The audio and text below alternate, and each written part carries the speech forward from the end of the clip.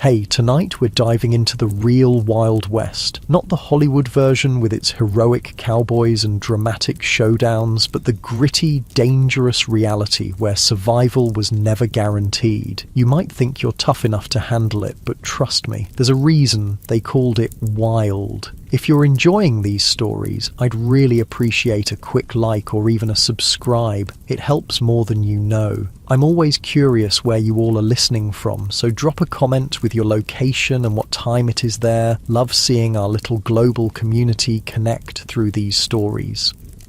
Now, dim the lights, maybe turn on a fan for that soft background hum, and let's ease into tonight's journey together. We're going to explore why you might not survive even a single day in the untamed American frontier. Congratulations, you've just woken up in the American Wild West of the 1870s. The good news, you're about to experience a legendary chapter of history firsthand. The bad news, your chances of survival just dropped dramatically. The first challenge hits you before you even open your eyes. The smell, not the earthy, pleasant aroma of nature you might expect, but something far more pungent. The stench of unwashed bodies, animal droppings, and what might possibly be raw sewage hanging heavy in the air. You see, bathing wasn't exactly a priority in the Wild West. Most settlers considered a thorough wash a monthly luxury, and that's being generous. Some went entire winters without a proper bath. Water, was precious out here, and using it to clean yourself seemed wasteful when you needed it for drinking and cooking. As you drag yourself from your bed, which is likely just a straw-filled mattress crawling with bedbugs, you realise how every muscle in your body aches. Life in the 1870s frontier involved constant physical labour from dawn until dusk. There were no weekends off, no vacations, and certainly no ergonomic considerations. Whether you were a farmer, miner, or ranch hand, your body was your primary tool, used until it broke down. You might think you work hard in your modern life, but frontier labour was something entirely different, backbreaking work that left even the strongest people permanently hunched and arthritic by their 30s. Imagine spending 14 hours ploughing fields, hauling water, chopping wood, or working deep underground in a mine shaft. No wonder the average lifespan was only about 35 years. Standing on the dusty floor, you notice the chill in the air. If it's winter, your cabin might be 20 degrees below freezing inside. If you had a fireplace, you'd have let it burn down overnight to save precious fuel. Good luck finding central heating or thermal underwear in this century. And if it's summer, well, get ready to sweat through every article of clothing you own. There was no escaping the elements in the Wild West. Speaking of clothing, forget comfort. Men typically owned maybe 2 sets of clothes, rough canvas or denim pants and cotton shirts that chafed against the skin. Women wore multiple layers regardless of the temperature, chemises, corsets, petticoats and long dresses that dragged in the dirt. Everything was scratchy, ill-fitting and rarely cleaned. Those fancy outfits you've seen in Western movies? Pure fiction for the average person. Your stomach growls, reminding you it's time for breakfast. Hope you like beans, biscuits and coffee, possibly for every meal. The Wild West diet was monotonous and nutritionally deficient. Fresh fruits and vegetables were seasonal luxuries. Meat, when available, was often preserved with salt or smoke because refrigeration didn't exist. Scurvy, a disease caused by vitamin C deficiency, when your gums bleed and your teeth fall out, was common among settlers despite being easily preventable with modern knowledge. You might think the coffee would at least be good. Cowboys always seem to have a pot brewing in the movies, but what you're served barely resembles what you'd recognise as coffee. It's typically boiled to within an inch of its life, bitter beyond belief, and might include crushed eggshells or even salt to reduce the bitterness. Still, the caffeine would help you face the day, so you drink it without complaint. Before heading outside, you might want to check your shoes for scorpions or snakes that could have sought shelter during the night. It wasn't uncommon for frontier folks to shake out their boots each morning, a habit born from painful experience. One wrong move, and you could be facing a venomous bite miles from any medical help. Stepping outside your cabin, you're immediately aware of how exposed you are. The vast landscape of the American frontier was breathtaking, sure, but it was also unforgiving. Extreme weather could appear with little warning. Blizzards, tornadoes, flash floods, or drought could all mean death for the unprepared. The sky might be clear now, but that could change in minutes. If you've settled in a frontier town, you might think civilization offers some protection. In some ways, that's true. In others, it just presents different dangers. Towns in the Wild West were hotbeds of disease. Without proper sewage systems or understanding of germ theory, illnesses spread rapidly through communities. Cholera, typhoid, smallpox, diphtheria, and tuberculosis were constant threats. An outbreak could wipe out half a town in weeks. Speaking of towns, let's say you decide to visit one today. As you approach, you notice there's a distinct lack of the organised layout you might expect. Many Western towns grew haphazardly, with buildings constructed wherever convenient, often without proper planning or infrastructure. The streets aren't paved, but are instead dirt tracks that transform into mud pits when it rains and dust bowls when it's dry.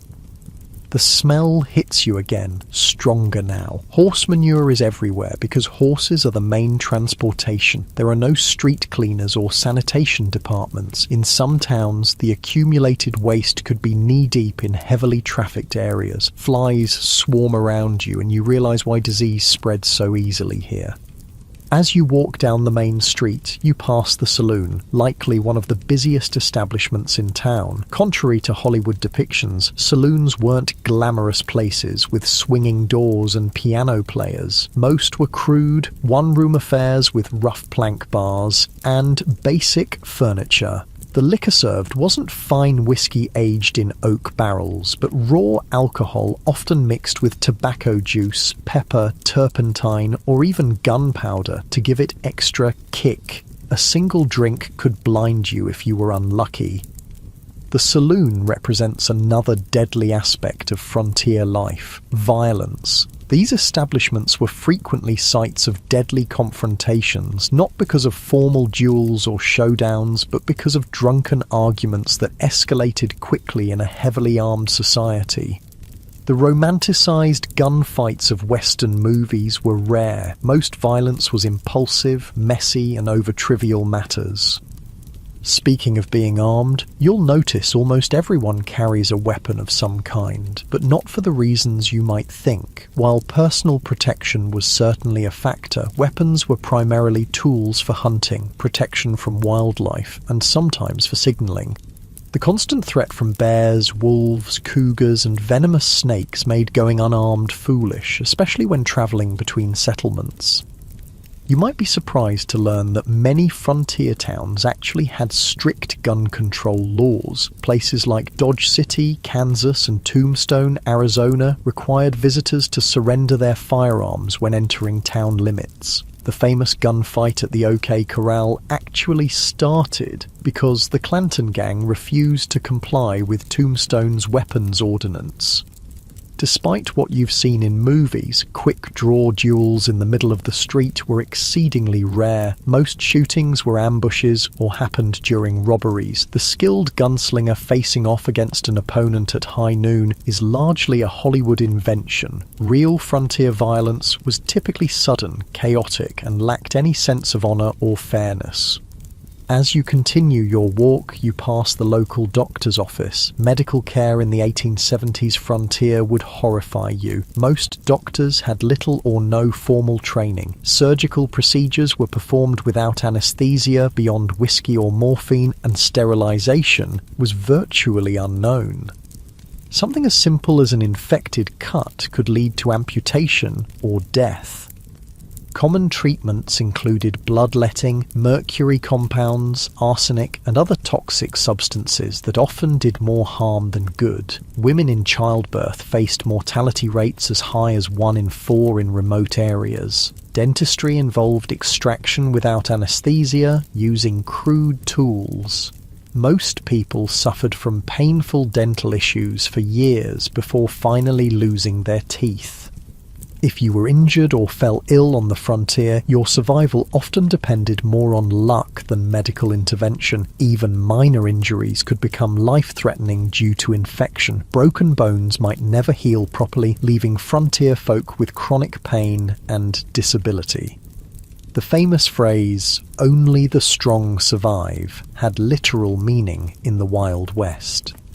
Your stomach growls again, and you realise it's time for lunch. You head to the local restaurant, which is likely just an extension of someone's home where meals are served for a fee. The food isn't any more varied than your breakfast. Meat is tough and often spoiled, despite heavy smoking or salting. Vegetables, if available, are overcooked to mush. Food safety standards don't exist, so dysentery and food poisoning are common occurrences. While eating, you overhear conversations about recent Indian attacks, outlaw gangs, or the danger of travelling alone. While Native American violence against settlers was far less common than portrayed in popular culture, in fact, settlers and the US military were far more likely to be the aggressors. The frontier was still a place of conflict. The systematic displacement of indigenous peoples created tensions that sometimes erupted into violence on both sides. As for outlaws, they were a genuine threat, particularly in remote areas. Law enforcement was sparse, with a single sheriff sometimes responsible for thousands of square miles. In many places, justice was handled through vigilante action rather than formal legal proceedings. Lynch mobs were common, and the concept of innocent until proven guilty often didn't apply. If you were accused of horse theft or cattle rustling, you might find yourself hanging from a tree before sunset, regardless of your actual guilt or innocence. After lunch, you decide to visit the local general store to stock up on supplies. The prices shock you. Basic necessities cost far more on the frontier than back east due to the difficulty and expense of transportation. A simple can of peaches might cost the equivalent of $20 in today's money. Many settlers spent most of their income on essential supplies with little left over for comfort or luxury. The store offers another glimpse into frontier reality, the isolation. Mail delivery was infrequent and unreliable. Newspapers might be weeks or months out of date. Information travelled slowly, and you might go years without news from family back east. Many settlers never saw their relatives again after moving west. The psychological toll of this isolation contributed to high rates of depression, alcoholism, and suicide among frontier populations. As the afternoon wears on, you notice dark clouds gathering on the horizon. Weather on the frontier wasn't just uncomfortable, it could be deadly. Without modern forecasting, storms arrived with little warning. Blizzards could strand travelers, leading to freezing deaths. Tornadoes destroyed entire communities with no emergency services to assist survivors. Flash floods washed away wagon trains. Droughts ruined crops and caused starvation. If you were lucky enough to have a proper home, it provided minimal protection. Most frontier dwellings were hastily constructed from whatever materials were available. Sod houses on the plains, log cabins in forested regions, or simple wooden structures in towns. None were particularly effective against extreme weather. Winter temperatures inside could drop below freezing. Summer heat was often unbearable, especially in attics or upper floors where many people slept. As the storm approaches, you decide to head back to your cabin before it hits. On the way, you pass a group of men heading to work at the local mine. Mining was one of the deadliest professions on the frontier. Underground cave-ins, toxic gas exposure, explosions from improperly handled blasting powder, and machinery accidents claimed countless lives. Miners also suffered from long-term health issues like black lung from coal dust or mercury poisoning from gold processing. Even if you avoided mining, few frontier occupations were safe. Farming involved dangerous equipment with no safety features. Ranching meant working with unpredictable animals weighing hundreds of pounds. Logging had one of the highest fatality rates of any profession. Whatever you did to make a living, your risk of serious injury or death was exponentially higher than in the modern world. You make it back to your cabin just as the rain begins to fall. The roof leaks in several places, and you place buckets to catch the water. This is a good opportunity to refill your drinking water, as clean water was scarce and precious. Many frontier settlers drank from the same sources used for washing and watering livestock, leading to waterborne illnesses that could quickly turn fatal. As you sit in your leaky cabin listening to the rain, you reflect on how different reality is from the romanticized version of the Wild West. There were no heroes or villains, just people struggling to survive in incredibly harsh conditions. The fact that anyone made it through is testament to human resilience and determination. Night falls early as you have no electricity. Candles and oil lamps provide minimal illumination, and you're careful with them. Fire was a constant danger in frontier homes. A single spark could mean losing everything, with no fire department to call for help. Many towns burned to the ground at least once in their history. You prepare for bed, exhausted from just one day in the Wild West. Your muscles ache, your stomach is unsettled from the unfamiliar food, and your mind is overwhelmed by the constant vigilance required to stay alive. As you drift off to sleep, you wonder if you'll make it through tomorrow, or if you'll become just another statistic in the dangerous story of the American frontier. The wind howls outside your cabin, a haunting reminder of how small and vulnerable humans are against the vastness of the untamed wilderness. Tomorrow, if you're lucky enough to see it, will bring all these challenges again, along with new ones you haven't yet imagined. In the Wild West, survival was never guaranteed. It was earned day by day, hour by hour, through hardship most modern people can scarcely comprehend.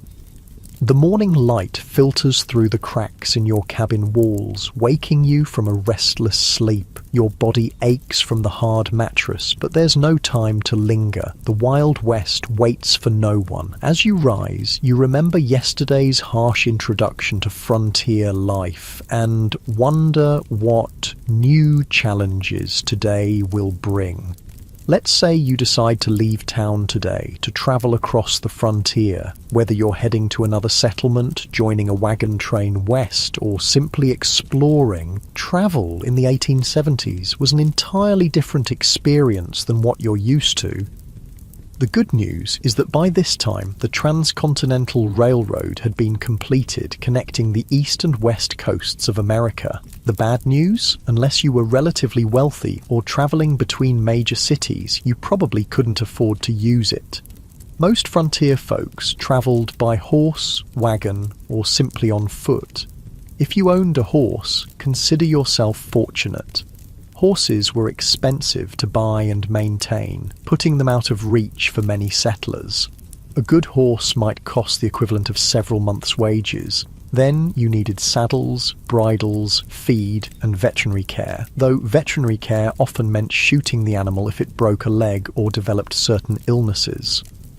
Riding itself was no pleasure cruise. Saddles in the 1870s weren't designed for comfort, but for function. Hours in the saddle left even experienced riders with blisters and aching muscles. And if your horse spooked at a snake or sudden noise, which happened frequently, you could easily be thrown, potentially suffering broken bones or worse miles from any help.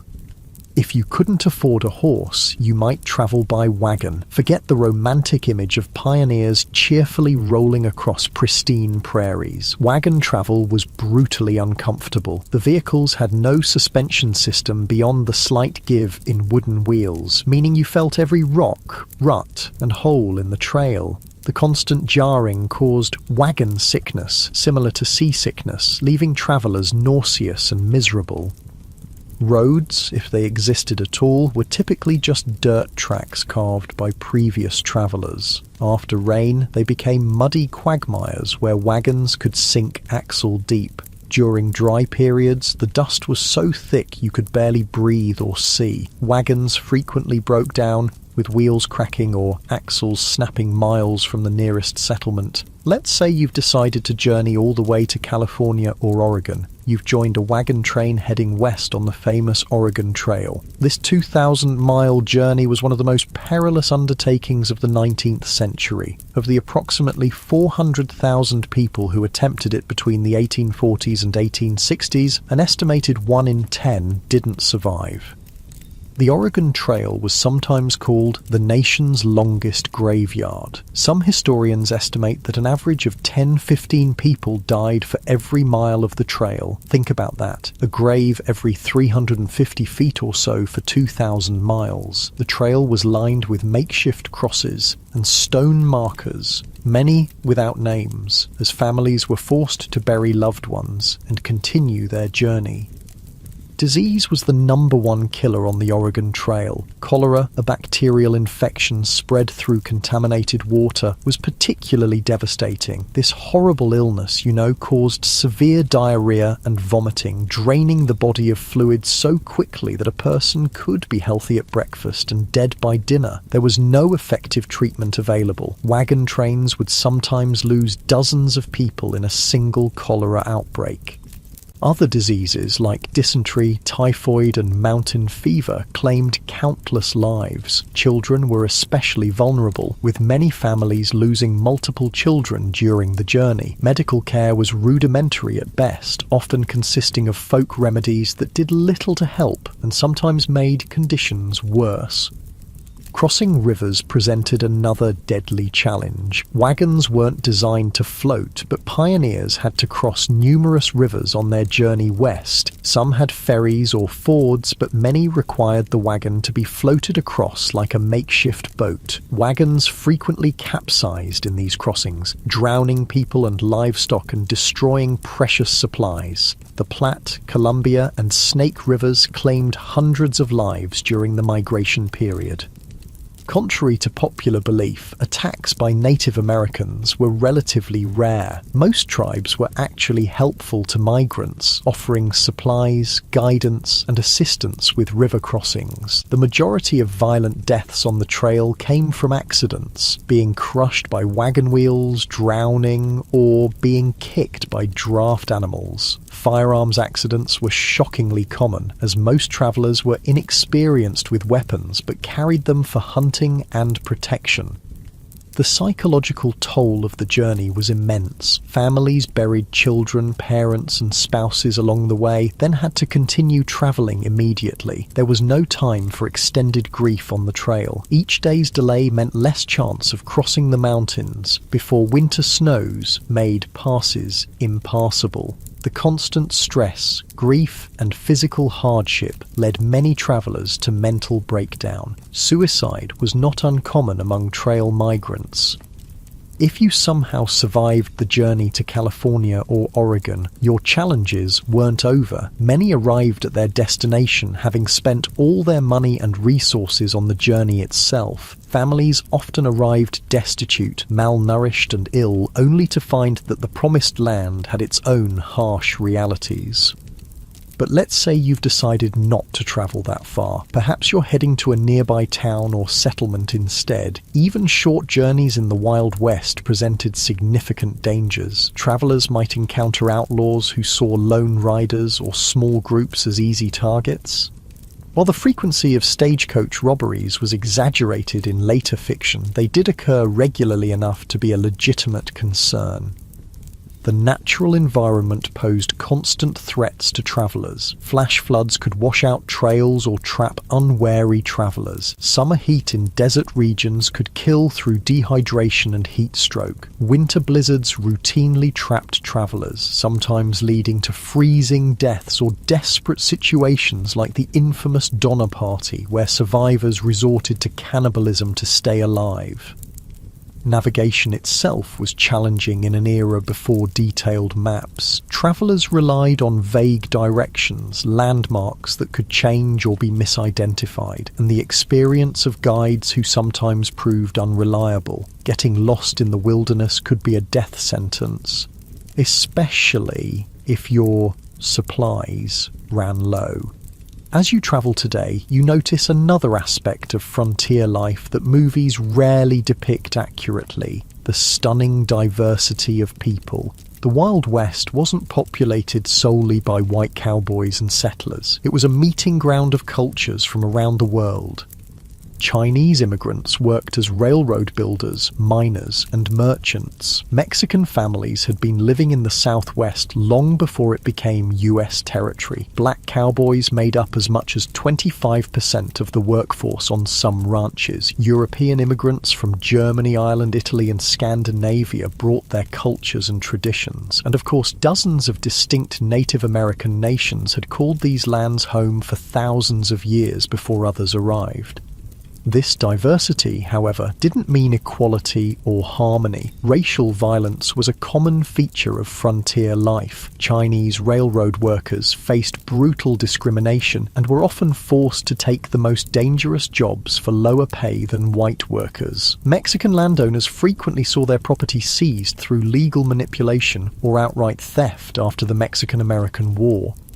Black Americans who moved west hoping to escape Southern discrimination often found frontier racism just as entrenched, if different in form. Despite their crucial contributions to ranching, mining, and building frontier communities, they were frequently excluded from economic opportunities and social acceptance. For Native Americans, the expansion of white settlement was nothing short of catastrophic. The indigenous population of North America, once numbering perhaps 15 million people, had been reduced to fewer than 300,000 by 1900. Disease, warfare, forced relocation, and the deliberate destruction of their food sources, particularly the buffalo, decimated numerous tribes and nations.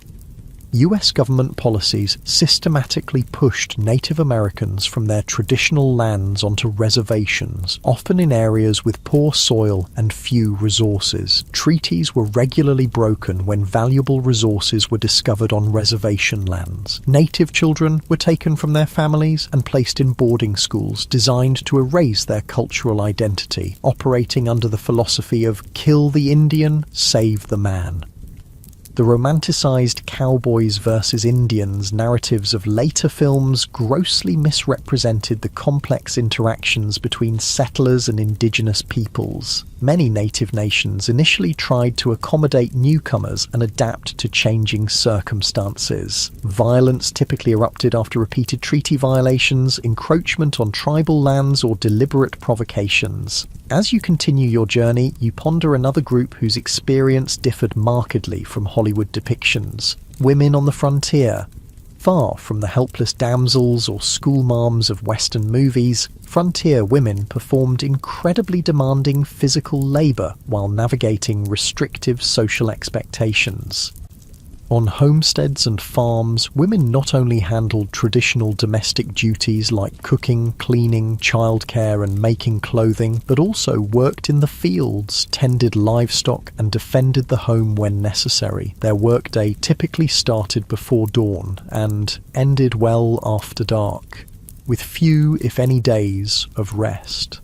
A frontier woman might need to plough fields in the morning, deliver a neighbour's baby at midday, fight off predators threatening the livestock in the afternoon, and still prepare meals and care for her own children throughout. Many women became widows young due to the dangerous nature of frontier life and had to manage farms or businesses alone while raising children. Despite their essential contributions, women had few legal rights. In most territories and states, they couldn't vote, own property independently if married, or have custody of their children in the event of divorce. Domestic violence was considered a private matter, with little legal recourse available to victims. For unmarried women, options were severely limited. Teaching was one of the few respectable professions, though female teachers were paid significantly less than their male counterparts, and were often expected to resign upon marriage. Some women found economic independence through running boarding houses, working as nurses, or establishing millinery or dressmaking businesses. Then there were the soiled doves, prostitutes who worked in frontier brothels and saloons. While later mythology romanticized these women, the reality was typically grim. Many entered the profession out of economic desperation after being widowed or abandoned. Physical abuse, drug addiction, and venereal disease were common hazards of the work. Even those who managed to earn substantial money found themselves socially ostracized and unable to transition to more respectable positions. Some women did find greater freedom on the frontier than they might have back east. The shortage of women in Western territories gave them more marriage options and sometimes better treatment as communities competed to attract and keep female residents. A few territories like Wyoming and Utah granted women voting rights decades before the 19th Amendment, recognizing their essential contributions to frontier development.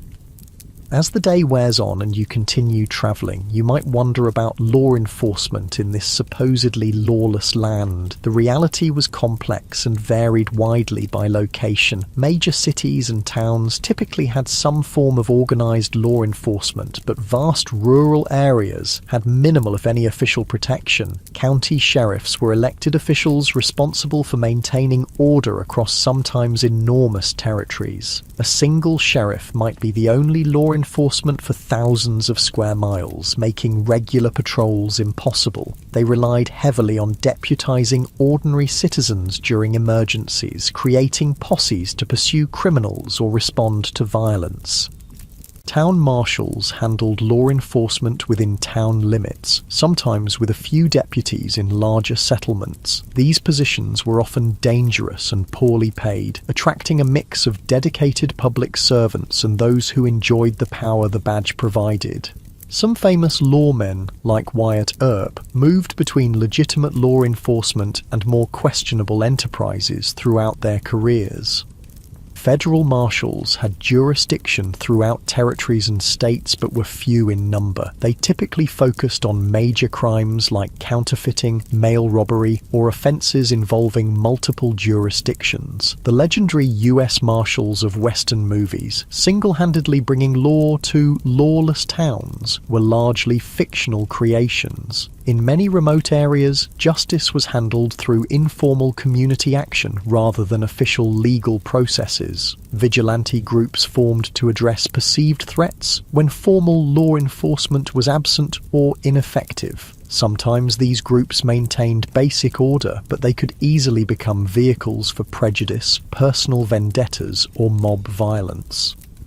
The iconic image of the quick-draw gunfight was largely a later invention. Most frontier violence was mundane, impulsive, and often alcohol-fueled. Bar fights that escalated to fatal levels, domestic violence, and disputes over land or livestock were far more common than dramatic shootouts on dusty streets. Criminal punishment was harsh by modern standards. Hanging was the standard penalty for murder, rape, and sometimes theft, particularly of horses or cattle. Prisons existed, but were primitive facilities with high mortality rates from disease, violence, and poor conditions. Many communities preferred immediate execution to the expense of long-term imprisonment. As evening approaches, you decide to seek shelter for the night. If you're lucky, you might find a town with a hotel or boarding house. Don't expect luxury. Frontier accommodations were basic at best. A typical hotel room would have a simple bed, possibly infested with bed bugs, a washstand with a pitcher and basin, and perhaps a chair. Bathroom facilities would be an outhouse in the back, shared by all guests. Privacy was minimal, with thin walls allowing you to hear your neighbours' every movement and conversation. In busier establishments, you might even share a bed with a stranger, a common practice to maximise capacity during busy periods. The sheets might not have been changed for previous guests, and lighting would be limited to candles or oil lamps. A night's lodging would cost between 25 cents and $1, depending on the establishment's quality and location. This represented a significant expense for many travellers, equivalent to several hours' wages for an average worker. Many chose to sleep in stables, barns, or simply under the stars to save money, despite the additional risks these options presented.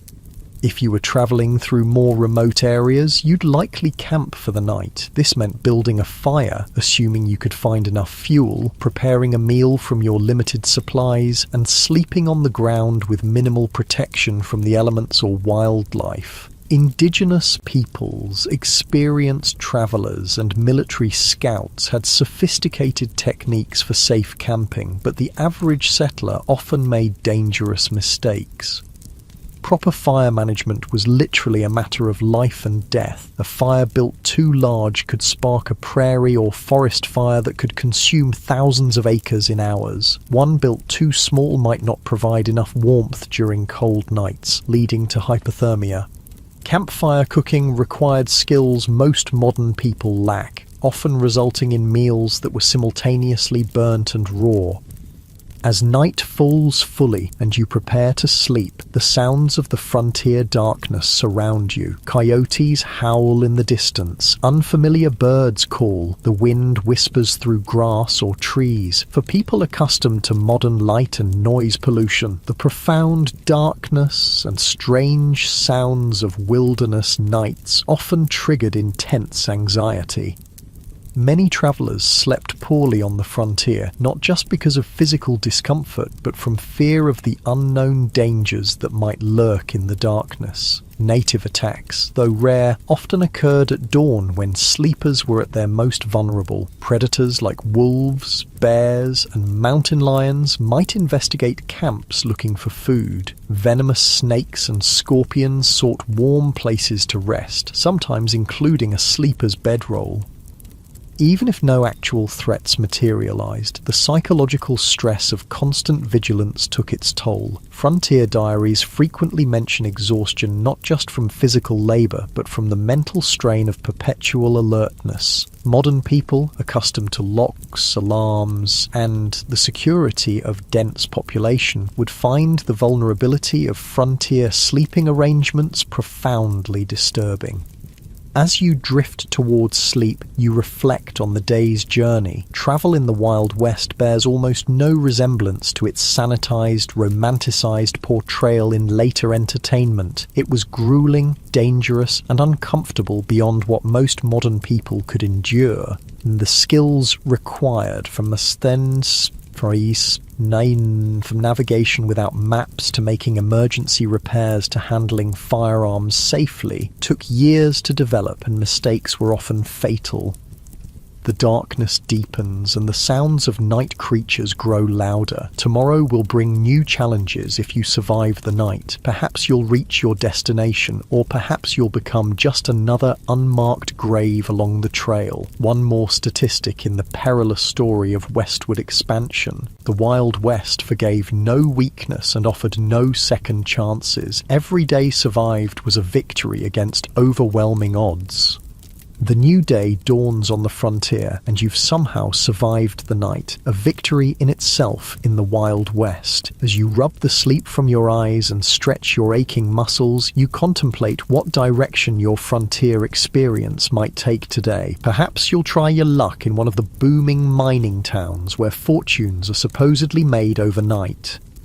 You've heard stories of the California gold rush, the Nevada silver strikes, and the Colorado mining booms. Tales of ordinary men finding nuggets the size of chicken eggs and becoming wealthy overnight have drawn hundreds of thousands west. What these stories don't mention are the brutal realities awaiting those who chase mineral dreams. Let's say you decide to try your hand at mining. What would that actually entail? First, you'd need to stake a claim, which means finding unclaimed land with potential mineral deposits, increasingly difficult by the 1870s, as the easiest and richest areas were claimed years earlier. If you were lucky enough to find a promising spot, you'd need to register your claim at the nearest government office and pay the required fees, which could be substantial. Then the real work would begin, and it was some of the most physically demanding labour imaginable. For placer mining, searching for loose gold in streams, you'd spend hours bent over in ice-cold mountain water, sifting through sediment with a pan or sluice box. Your hands would crack and bleed from constant exposure to water and rough materials. Your back would ache from the hunched position, and after all that effort, you'd be lucky to find a few tiny flakes of gold worth pennies. If you ventured into hard rock mining, digging for veins of ore in the mountains, the dangers multiplied exponentially. Tunneling into unstable rock without modern safety equipment or engineering knowledge led to frequent cave-ins that crushed miners where they stood. Poorly ventilated shafts filled with toxic gases like carbon monoxide, odorless but deadly, suffocating miners who had no warning of the danger. Blasting with black powder or dynamite to break through rock was incredibly hazardous. Miners frequently lost fingers, hands, eyes, or lives when charges detonated prematurely or thrown rock fragments became deadly projectiles. The thunderous noise and constant percussion of blasting left many with permanent hearing loss.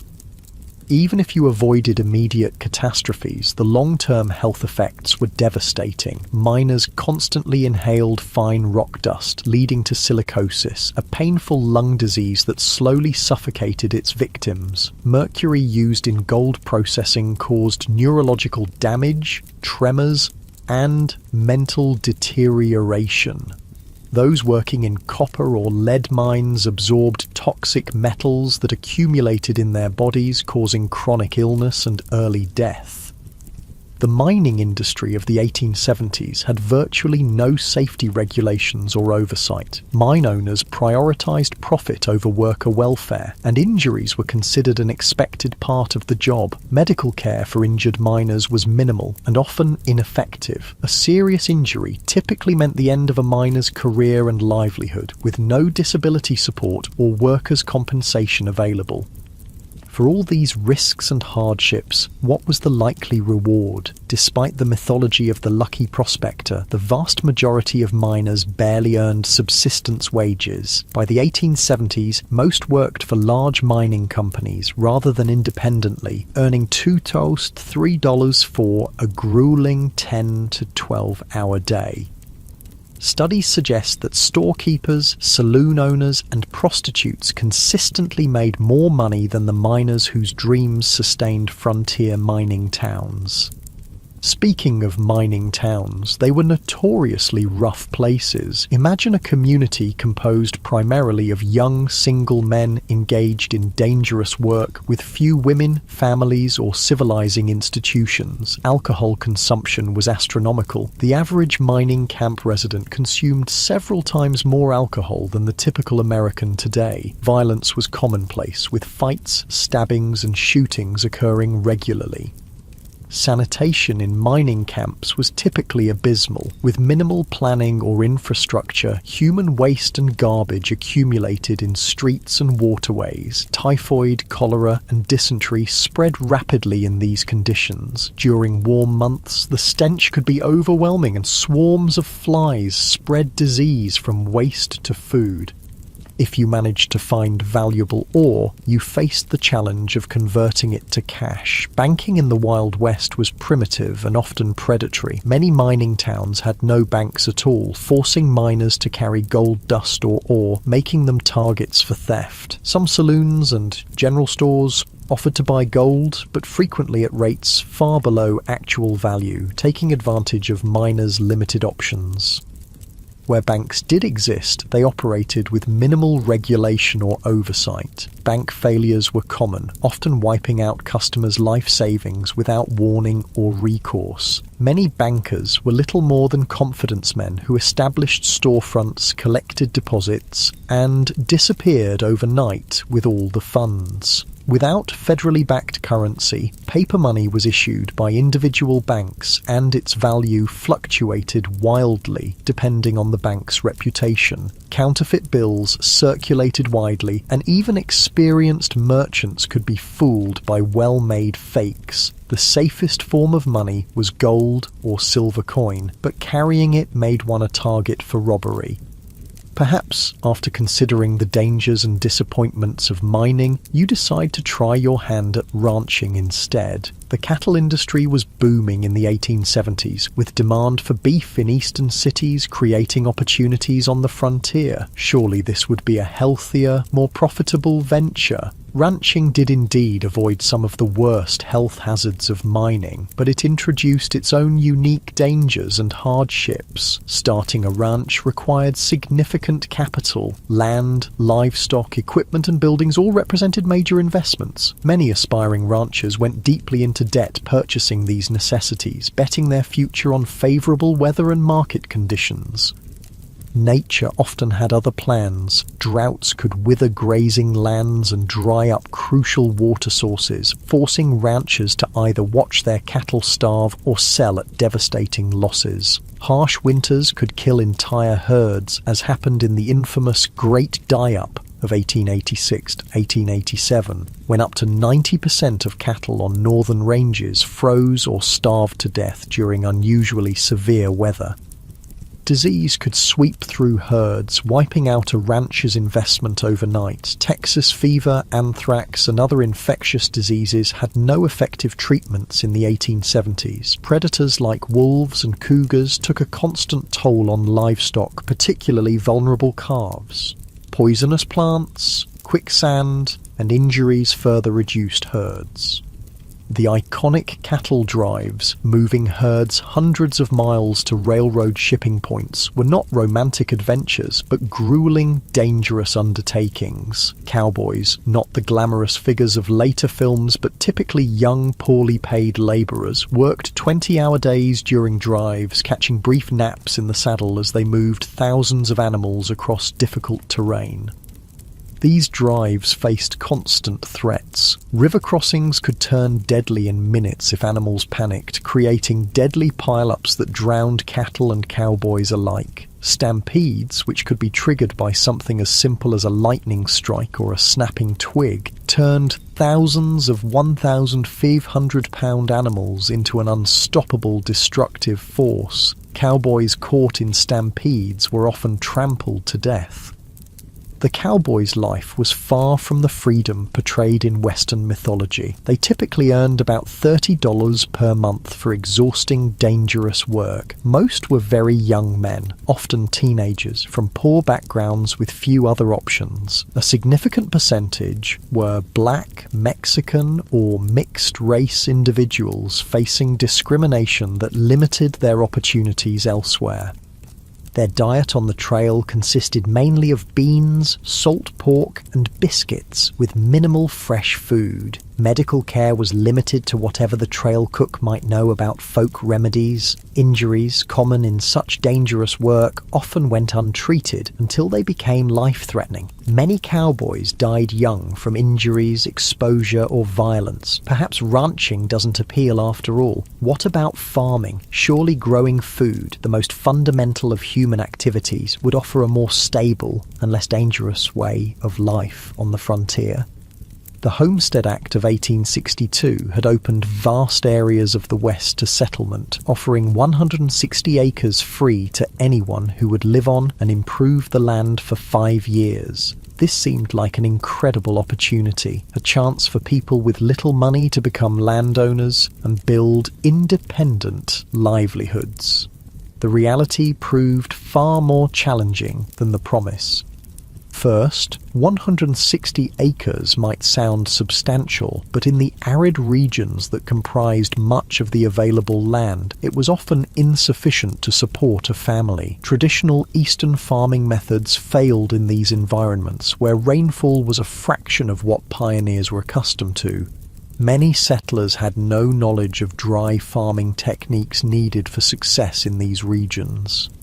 Starting a frontier farm required tremendous physical labour. The first task was building shelter, typically a sod house on the treeless plains, constructed by cutting and stacking dense prairie turf. These soddies were dark, damp dwellings that leaked when it rained, harboured insects and snakes, and crumbled without constant maintenance.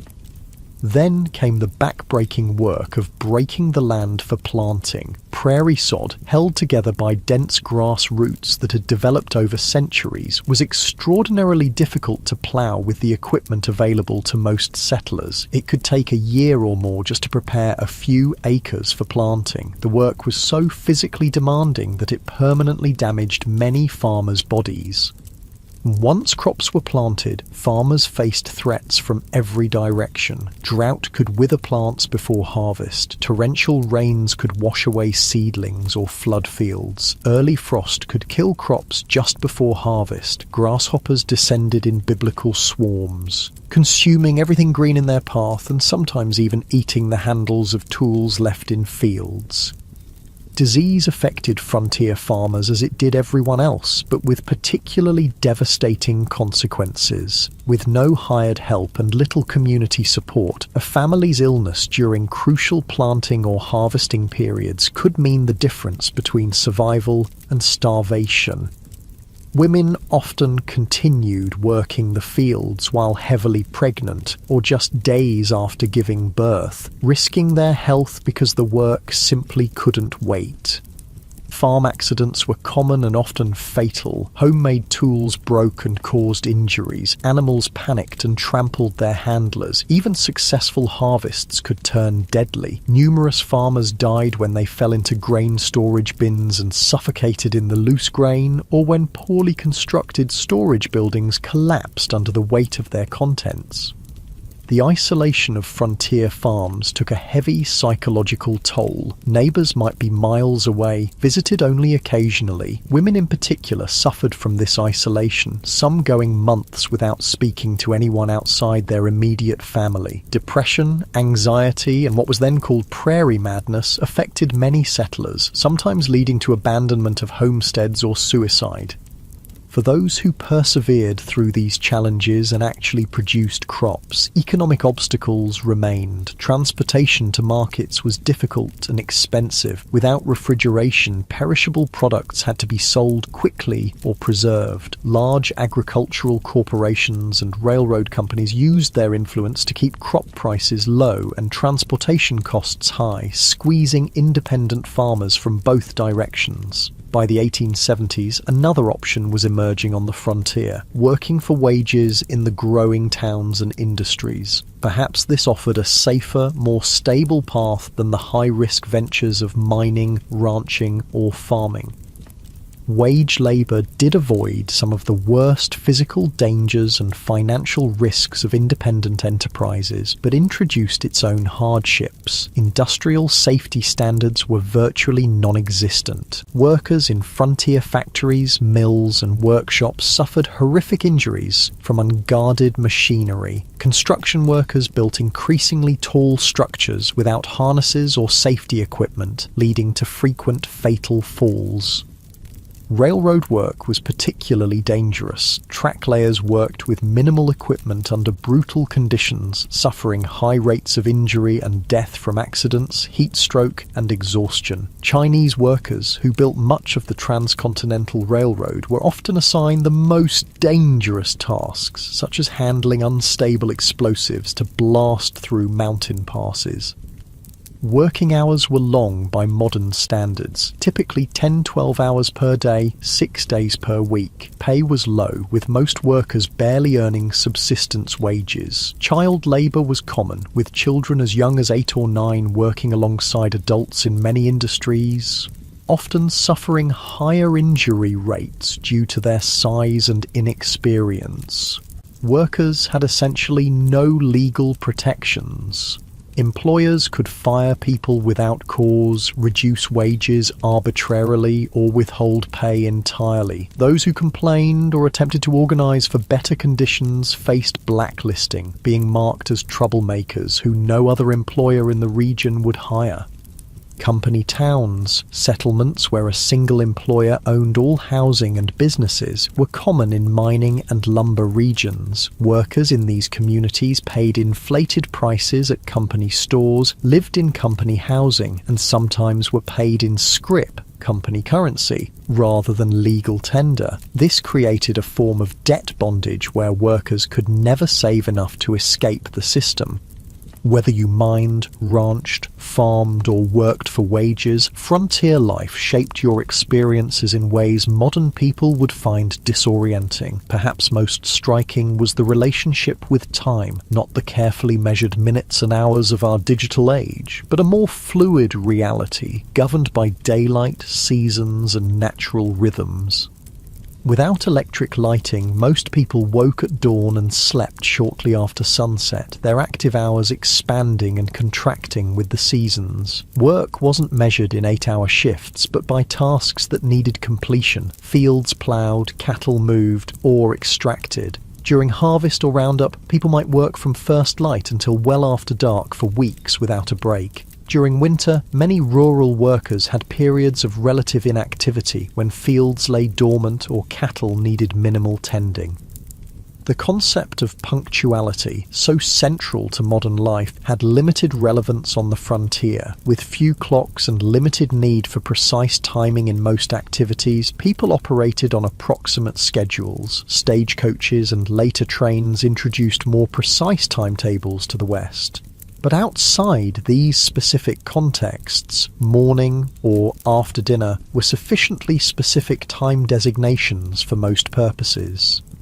Entertainment and leisure looked nothing like their modern counterparts. After exhausting workdays, most frontier folks had little energy for complex activities. Conversation around the fire, storytelling, or simple card games were common evening pastimes. Music was popular when instruments and skilled players were available, with fiddles, harmonicas, and guitars providing accompaniment for social dances. Reading material was precious and often shared among entire communities. A single book might be read aloud to gatherings of neighbours or passed from family to family until it fell apart from use. Newspapers, when available, were read repeatedly, with every advertisement and notice scrutinised for information about the wider world. Organised sports existed, but in simpler forms than today. Baseball was gaining popularity, played with minimal equipment on makeshift fields. Horse racing, wrestling, and shooting competitions provided both entertainment and opportunities to demonstrate valuable skills. Children played games that required little or no equipment: tag, hide and seek, and variations of stickball that could be played with found objects. Holidays and community celebrations took on great importance as rare opportunities for socializing and recreation. 4th of July celebrations might draw people from miles around for picnics, speeches, games, and dancing. Harvest festivals marked the successful completion of the year's most critical work. Religious holidays provided both spiritual meaning and welcome breaks from routine. As the day draws to a close, you find yourself reflecting on the relentless challenges of frontier life. Every aspect required harder work, involved greater risk, and offered fewer comforts than its modern equivalent. The people who survived and sometimes thrived in these conditions possessed qualities that modern society rarely demands: extraordinary physical endurance, practical skills applicable to countless emergencies, and psychological resilience in the face of constant hardship and loss. The darkness gathers once more, and with it comes a silence profound enough to hear your own heartbeat. No car engines, no air conditioners, no electronic hums, just the whisper of wind, the chorus of insects, and the occasional call of night birds. This profound quiet, so alien to modern ears, was the soundtrack of frontier nights, sometimes comforting, sometimes unsettling in its emptiness. As you drift towards sleep, you wonder if you would have had what it took to survive here, not just for a day or a week, but for years and decades. The people who shaped the American West, for better and worse, were not the idealized heroes of later fiction, but complex individuals facing extraordinary challenges with the limited resources and knowledge of their time. Their story, stripped of romanticism, is one of human endurance against conditions that would break many of us today. The cool night air settles around you like a blanket, and the stars emerge in a display of brilliance impossible to see in our light-polluted modern world. This at least is one pure beauty the people of the frontier experienced that few today can fully appreciate: the majestic sweep of the Milky Way across a truly dark sky, connecting them to the same cosmic panorama their ancestors had watched for countless generations. Morning arrives again in the Wild West, and with it comes hunger, a constant companion on the frontier. Food in the 1870s, West bore little resemblance to the varied, convenient diet you're accustomed to in the modern world. Let's explore what keeping yourself fed would actually entail in this harsh environment. The good news is that game was still relatively plentiful in many areas. Deer, elk, rabbit, and various birds could supplement your diet if you had the skills to hunt them. The bad news? Hunting required ammunition, which was expensive and might be needed for protection. It also demanded time away from other essential work, making it a luxury many settlers couldn't afford during busy seasons. Most frontier families relied heavily on foods they could grow, preserve, or purchase in bulk. The staples of the frontier diet were beans, corn, and pork, dense in calories but monotonous and nutritionally incomplete. Fresh fruits and vegetables were available only in season, a few months at most, and winter diets often contained no fresh produce whatsoever. This lack of dietary variety led to widespread nutritional deficiencies. Scurvy, caused by vitamin C deficiency, was common during winter and early spring when no fresh produce was available. The symptoms, bleeding gums, loosening teeth, joint pain, and eventually death, were well known but difficult to prevent with available resources. Other deficiency diseases affected growth in children and caused various chronic health problems in adults. Food preservation was a constant challenge and critical survival skill. Without refrigeration, meat needed to be consumed quickly or preserved through smoking, salting, or drying. These methods deterred bacterial growth but drastically changed flavors and textures while reducing nutritional value. The heavy salt content of preserved foods contributed to high blood pressure and other health issues. Women spent enormous amounts of time preserving food when it was abundant for use during scarce periods. Vegetables were pickled in vinegar or fermented. Fruits were dried or preserved with sugar if available. Root vegetables might be stored in root cellars, underground spaces that maintained cool temperatures. These preservation efforts were not optional activities, but essential survival work that could determine whether a family would eat during winter.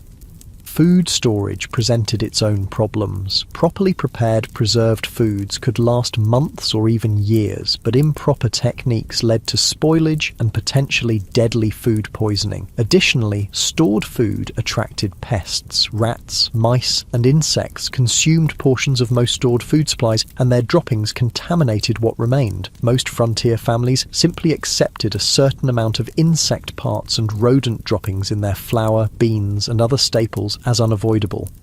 Cooking itself was far more labor-intensive than modern people can easily comprehend. Meals were prepared over open hearths or wood-burning stoves that required constant attention and fuel. In wood-scarce prairie regions, women and children might spend hours gathering buffalo chips, dried manure, or twisted grass to burn as cooking fuel. Water had to be hauled from wells or streams, often hundreds of pounds per day for cooking, cleaning, and drinking.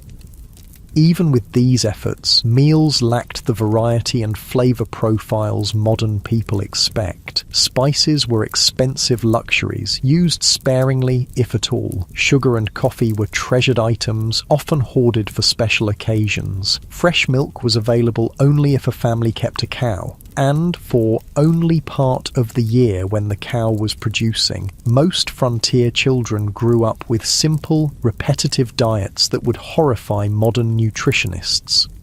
Interestingly, despite these limitations, obesity was rare on the frontier. The combination of limited food supplies, minimal sugar consumption, and constant physical labor kept most people lean. However, this leanness wasn't necessarily healthy. Many frontier folk suffered from malnutrition even when they had sufficient calories to sustain their work. Beyond basic survival needs like food, frontier life presented unique challenges for families raising children. If you had been born in the Wild West, rather than just visiting it, your childhood would have been dramatically different from modern experiences.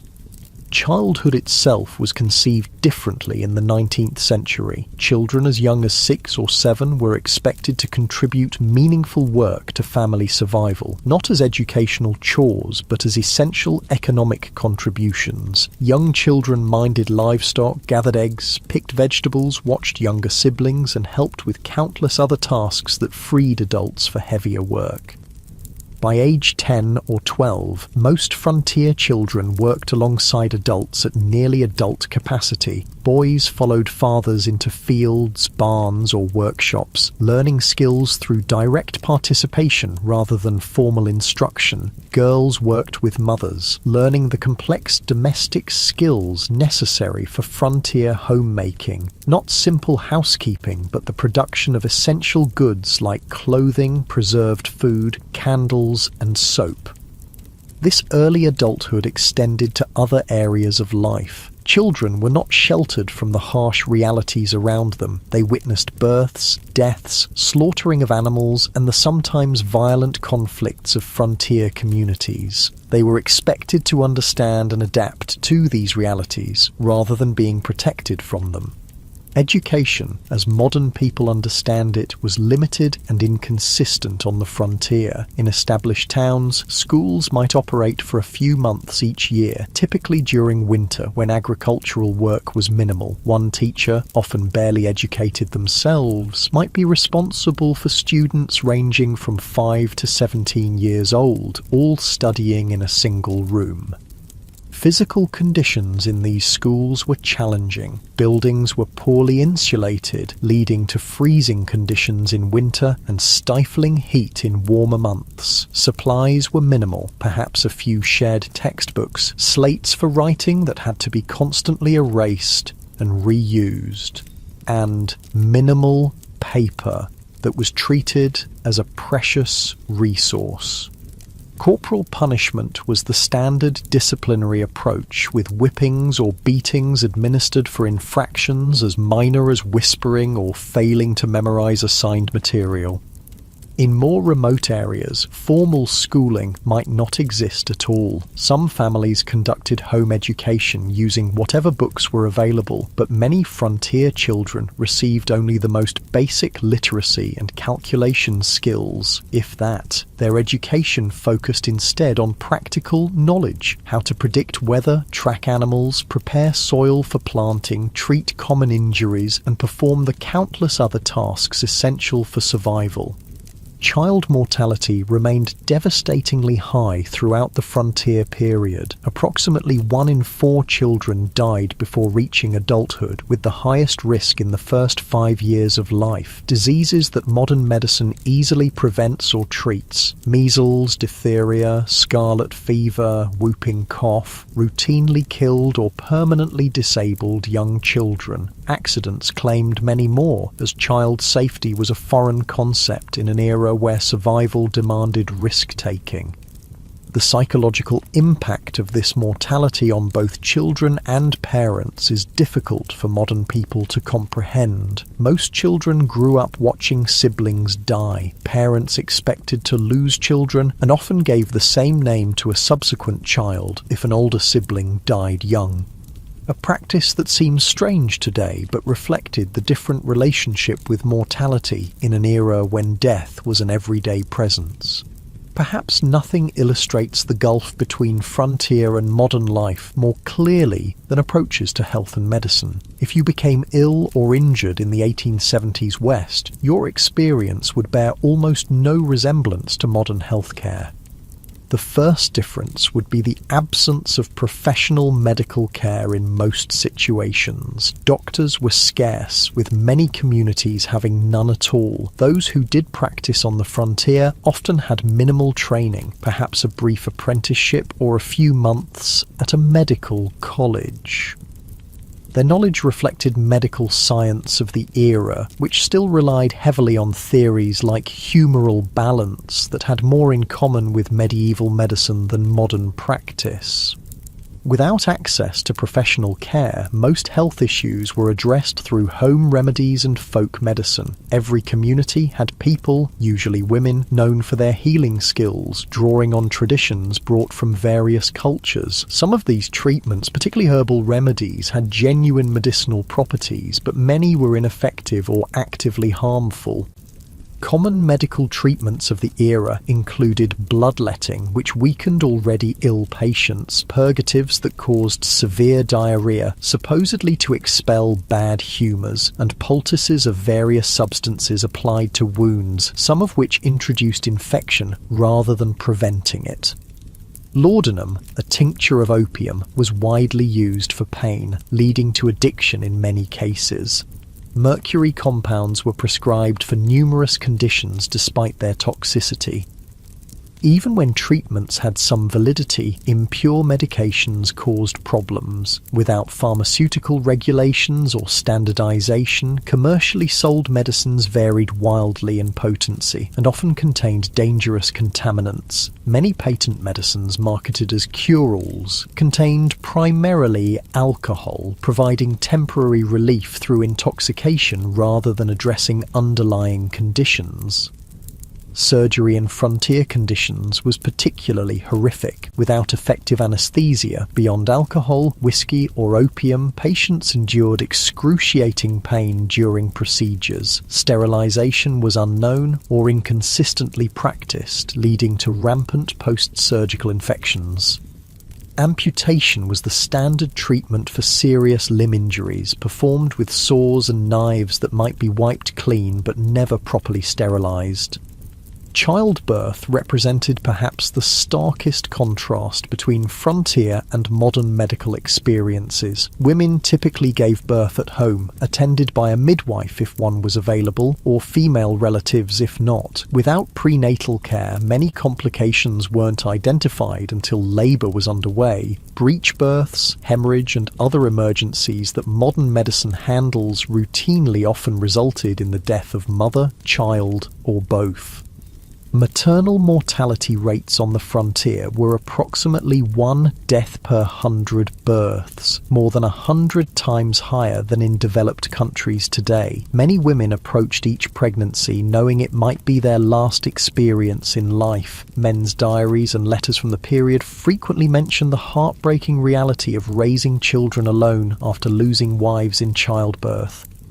The combined impact of inadequate nutrition, constant physical strain, minimal preventive care, and primitive treatment options meant that frontier populations experienced health outcomes more similar to developing nations today than to modern America. Life expectancy at birth was under 40 years, with those surviving childhood likely to suffer chronic health problems by their 50s if they lived that long. Beyond these material hardships, frontier life imposed a form of isolation and disconnection that modern people accustomed to instant global communication would find almost unbearable. This isolation shaped frontier psychology and culture in profound ways.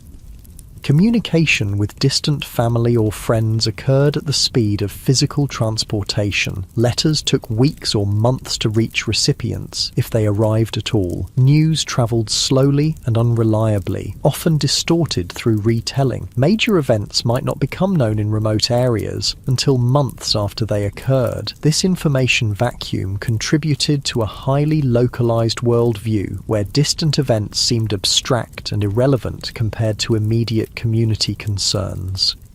The isolation was particularly difficult for those accustomed to more settled environments. Women who had grown up with close female friendships and family networks often found themselves alone for days or weeks while husbands travelled for supplies or work. Their diaries frequently mention crippling loneliness and the psychological strain of having no adult conversation for extended periods.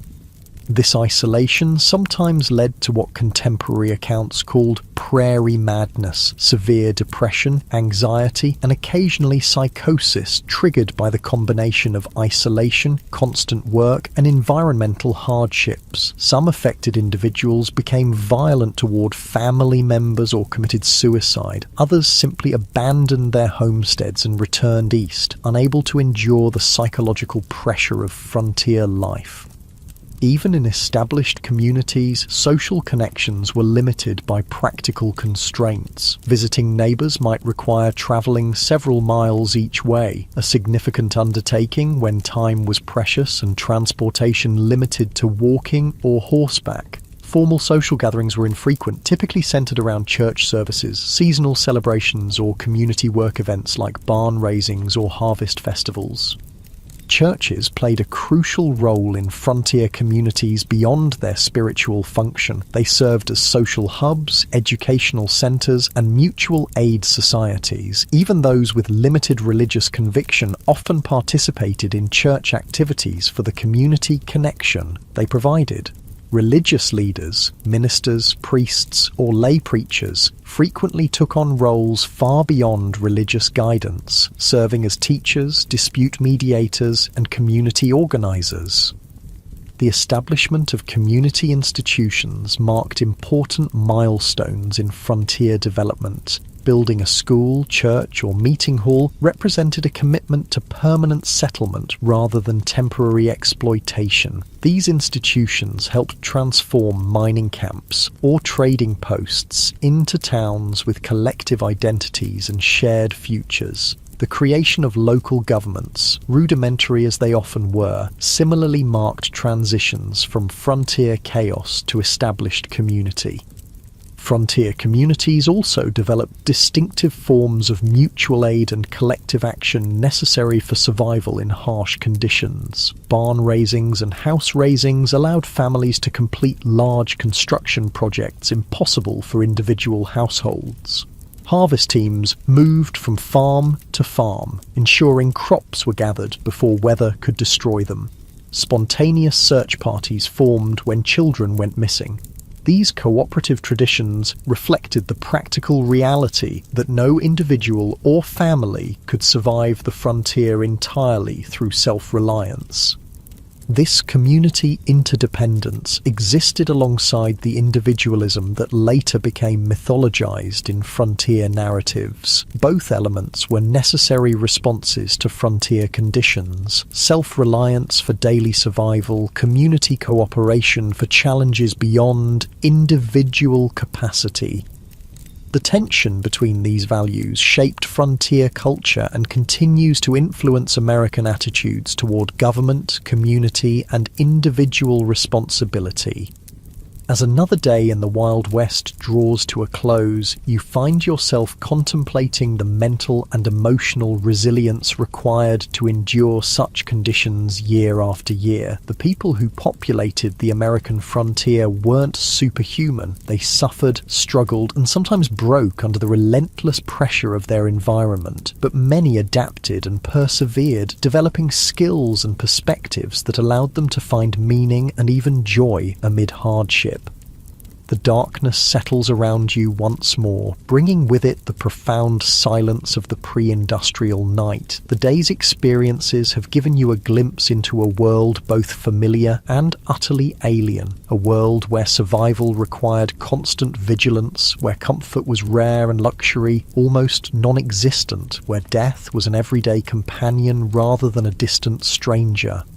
As sleep approaches, you wonder about the people who chose this life or had it thrust upon them by circumstance. What drove them west? What sustained them through blizzards, droughts, illness, and loss? What would they think of the world their struggles helped create? A world of abundance and security beyond anything they could have imagined, built on foundations they laid through exhausting labour and countless sacrifices. The questions follow you into dreams filled with endless prairies, towering mountains, and the faces of those who tamed the Wild West, not through romantic gunfights, but through the quiet heroism of daily persistence against overwhelming odds. Their story, stripped of Hollywood glamour and frontier mythology, stands as a testament to human adaptability and the extraordinary courage of ordinary people facing extraordinary challenges. Dawn breaks on what will be your final day in the Wild West. As the golden light spills across the landscape, you take a moment to appreciate the raw beauty that drew so many westward despite the dangers and hardships. The frontier was a place of stunning natural grandeur. Vast prairies rippling like oceans, mountains scraping the sky, canyons plunging into the earth's depths.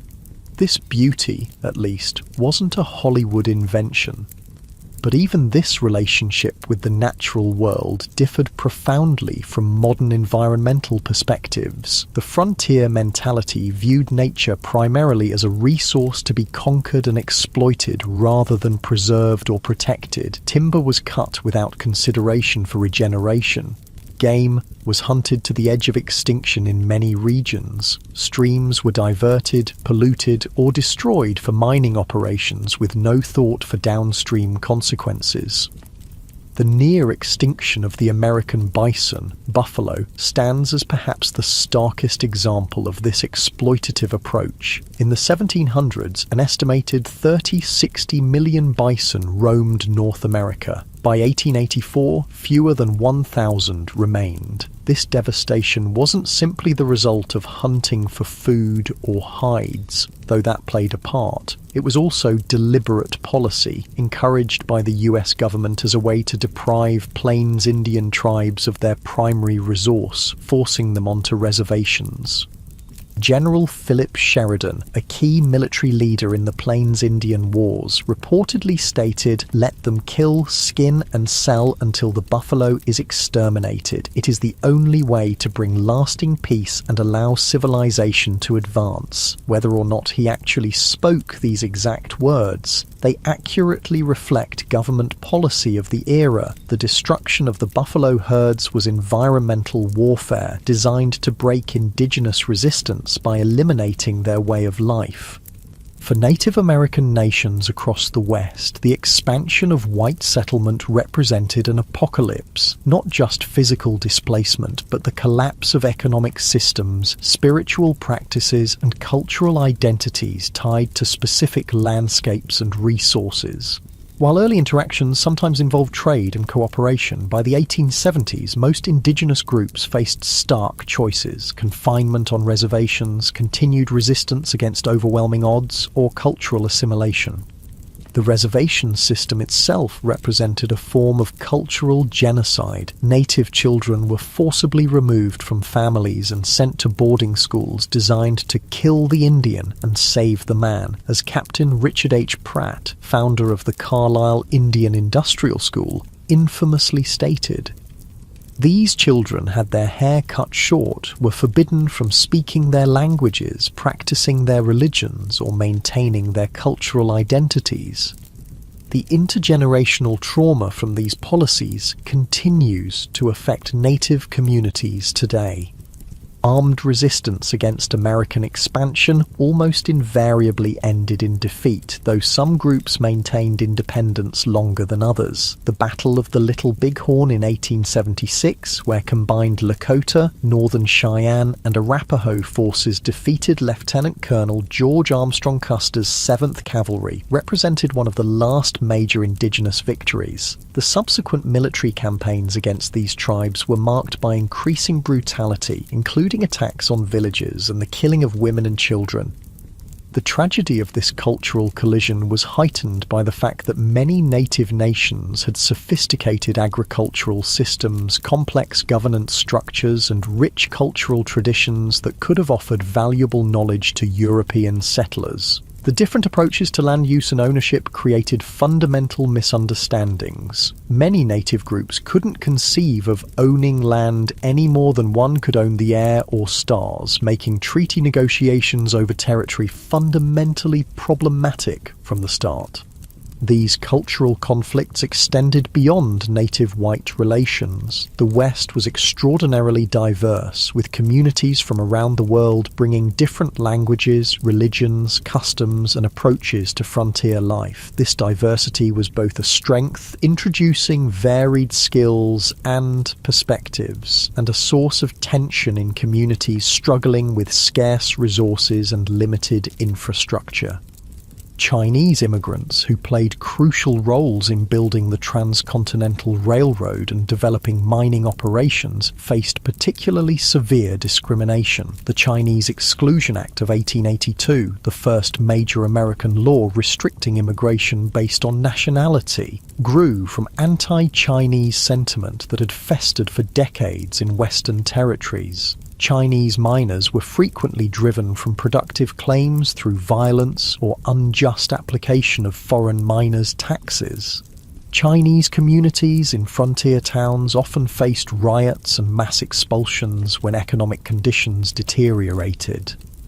Mexican Americans, many of whom had become US citizens through territorial acquisition rather than immigration, similarly faced discrimination and displacement. Despite treaty guarantees protecting property rights following the Mexican-American War, many Mexican landowners saw their holdings taken through legal manipulation, intimidation, or outright fraud. Spanish-derived water rights systems that had functioned effectively for generations were replaced with English common law approaches less suited to arid environments. Even European immigrants found that national and religious identities continued to matter on the frontier. Irish Catholics, German Lutherans, Scandinavian Protestants, Eastern European Jews, each group tended to establish distinct communities and maintained cultural practices from their homelands. These communities provided mutual support, but sometimes became targets for nativist sentiment when economic or social tensions arose. African Americans who moved west after the Civil War hoped to find freedom from Southern oppression, but often encountered different forms of discrimination. Black cowboys, who made up approximately 25% of the workforce on some cattle operations, rarely received recognition in contemporary accounts or later mythology. Black homesteaders established communities in several Western territories, but frequently faced organized resistance from white neighbors and discriminatory application of homestead laws. The collision of these diverse groups, each with their own values, practices, and expectations, created frontier communities far more complex and conflict-ridden than later romantic depictions would suggest. The melting pot metaphor popularized in later American mythology obscured both the persistent cultural distinctiveness of various groups and the power imbalances that determined whose cultures would be preserved and whose would be suppressed. As the day progresses, you find yourself in a frontier town undergoing rapid transformation, a transition happening across the West during the 1870s and 1880s. The initial phase of settlement, characterized by individual prospectors, independent farmers, and small-scale enterprises, was giving way to more organized corporate development of Western resources. The arrival of railroads catalyzed this transition. The Transcontinental Railroad, completed in 1869, dramatically reduced travel time between east and west from months to days. Subsequent branch lines penetrated previously isolated regions, connecting them to national markets and supply chains. This transportation revolution allowed large-scale extraction of Western resources for Eastern factories and enabled mass-produced Eastern goods to flood Western markets.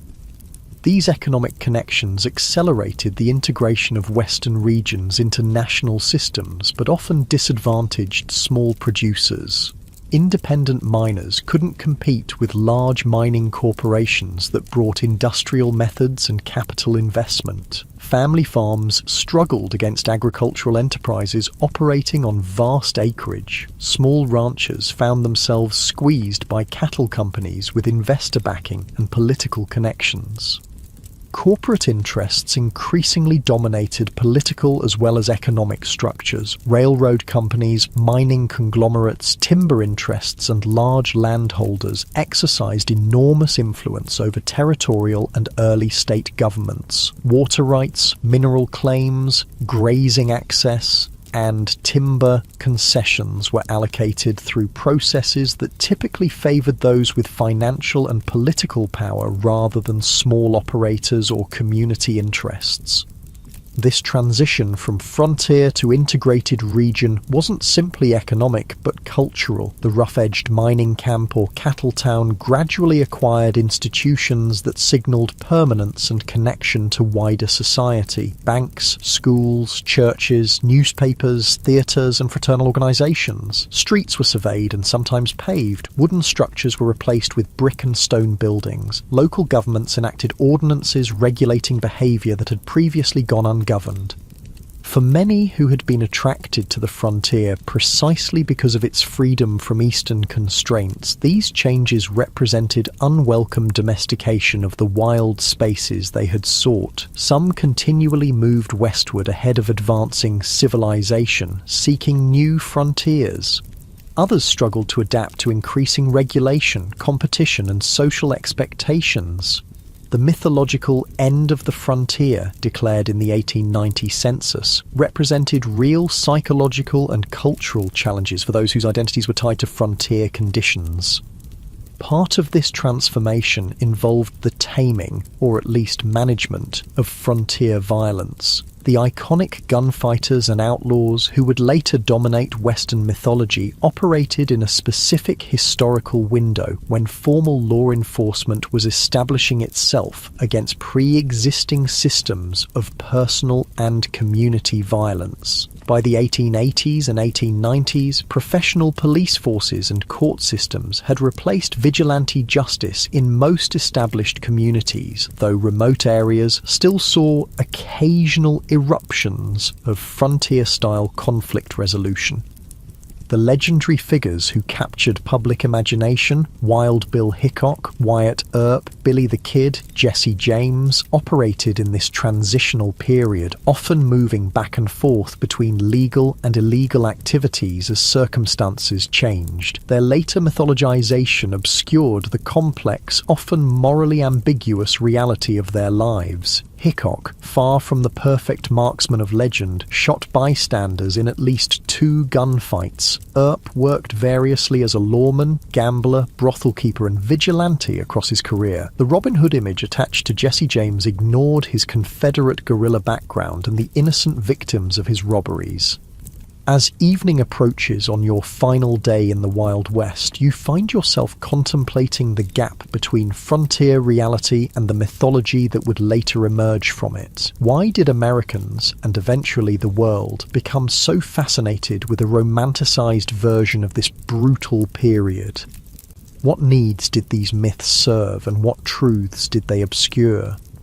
Part of the answer lies in timing. The most intense period of frontier mythology making occurred precisely as the actual frontier was disappearing. The Wild West shows of Buffalo Bill Cody began in the 1880s, featuring staged reenactments of Indian battles and stagecoach robberies for Eastern audiences, even as railroads, telegraph lines, and formal governance were integrating Western regions into mainstream American society. These performances weren't meant as accurate historical recreations, but as entertainment that resonated with Eastern ideas about the West. The dime novels that popularized exaggerated tales of Western heroes originated not on the frontier, but in Eastern publishing houses, written by authors who rarely had first-hand experience of the regions they described. These formulaic stories emphasized action, clear moral distinctions between heroes and villains, and a vision of the West as a testing ground for American virtues of self-reliance, courage, and individualism. Later, Hollywood westerns further refined and amplified these mythological elements, creating iconic images of lone cowboys, heroic sheriffs, dastardly outlaws, and savage Indians that bore little resemblance to historical reality. These films served psychological and cultural functions beyond entertainment. They offered reassuring narratives about American identity during periods of rapid social change and international challenges.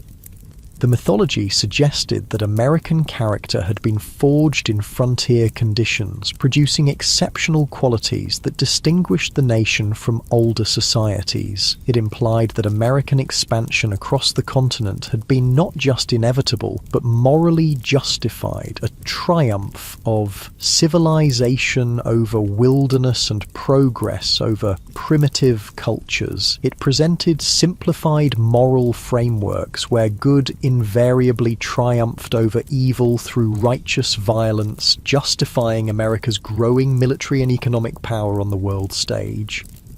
What these myths obscured was the complex, morally ambiguous reality of Western development, the genocide of indigenous peoples, the exploitation of immigrant labor, the environmental devastation, the corporate manipulation of political systems, and the deeply divided community struggling with fundamental questions about identity, governance, and resources. The real West offered no simple moral lessons, but rather a case study in how human societies adapt to challenging conditions, sometimes showing remarkable cooperation and creativity, sometimes descending into exploitation and brutality. As darkness falls once more, you reflect on your brief journey through the unromanticized Wild West. You've experienced firsthand why the average person today, accustomed to abundant food, medical care, physical safety, and countless comforts unknown to frontier dwellers, would likely not survive even a single day in the actual conditions of the 1870s frontier. The skills, knowledge, physical conditioning, and psychological resilience required for frontier survival represent a way of life so distant from modern experience as to be almost unimaginable. Yet something about this world continues to fascinate us. Perhaps it's the raw honesty of a life stripped to essentials, where tasks have immediate consequences and achievements represent tangible victories against natural constraints. Perhaps it's the community interdependence that emerged from shared challenges, creating connections that transcended differences in background or belief. Perhaps it's simply the reminder that human beings can endure and even find meaning in conditions far harsher than most of us will ever face.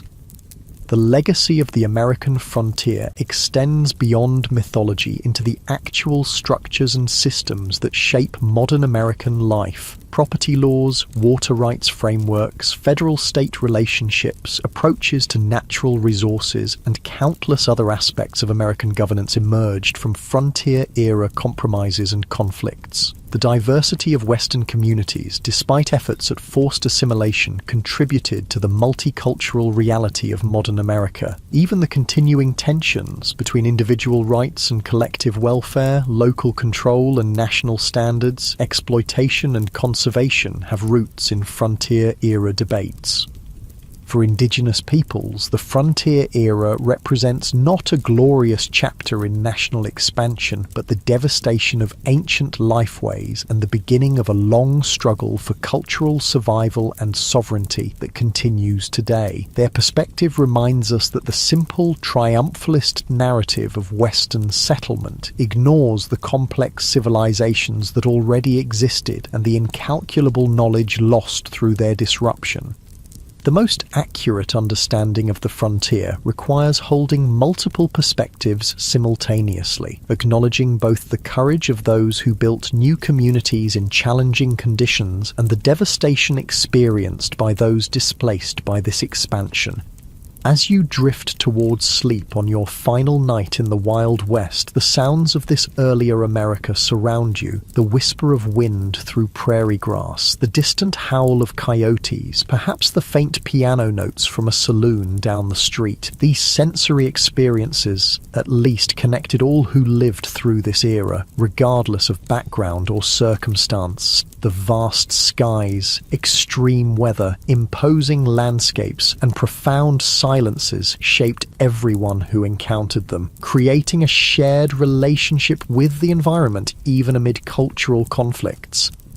Tomorrow, you'll return to your own time, carrying with you a deeper understanding of this pivotal period in American history. You'll never again see a Western film or read a frontier novel without recognizing the sanitized, simplified version of a complex reality. You'll appreciate the extraordinary comfort and security of modern life achieved through technological advances unimaginable to frontier dwellers. You might find yourself more aware of the skills and knowledge lost in the transition to our specialized, technology-dependent society, the practical self-sufficiency that allowed frontier people to build, repair, grow, preserve, and create what they needed with minimal outside support. Most importantly, you'll understand that the real story of the American West isn't found in gunfights and gold strikes, but in the daily struggles of ordinary people, men, women, and children of diverse backgrounds, who faced extraordinary challenges with the limited resources available to them. Their story, without Hollywood embellishment, contains enough genuine courage, tragedy, innovation, conflict, cooperation, cruelty, and kindness to fill countless histories. Their legacy lives in the communities they established, the environmental changes they initiated, the cultural patterns they created, and the myths that grew from their experiences. The real Wild West disappeared long ago, transformed by technology, population growth, economic integration, and environmental change into the modern American West of cities, suburbs, highways, and managed landscapes. Yet echoes of frontier experience persist in regional identities, local traditions, land use patterns, and governance structures. The memory of this formative period continues to influence how Americans understand themselves and their nation's development, even as scholars and communities work to replace simplistic mythology with more accurate, inclusive understandings of this complex history. As you finally surrender to sleep, the boundary between past and present seems to blur. The challenges faced by frontier communities, adapting to environmental constraints, managing scarce resources, building functional communities among diverse populations, balancing individual freedom with collective needs, remain relevant in new forms today. Perhaps the greatest legacy of the frontier experience is not a set of answers, but a collection of questions about human adaptation, community formation, and the relationship between people and the natural world, questions each generation must answer anew as circumstances change. The stars shine brilliantly above, the same stars that guided travellers across the prairie, helped farmers time their planting, and gave comfort to homesick immigrants far from familiar landscapes.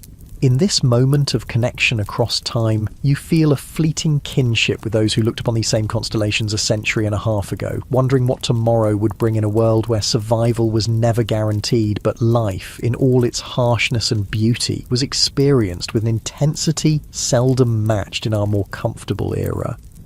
Sleep comes at last, and with it dreams of a West both harsh and magnificent, a place where human vulnerability and resilience were displayed in equal measure, where diverse peoples collided and sometimes cooperated in ways that would shape a nation, and where the daily struggle for existence contained moments of transcendent connection with landscapes of breathtaking grandeur.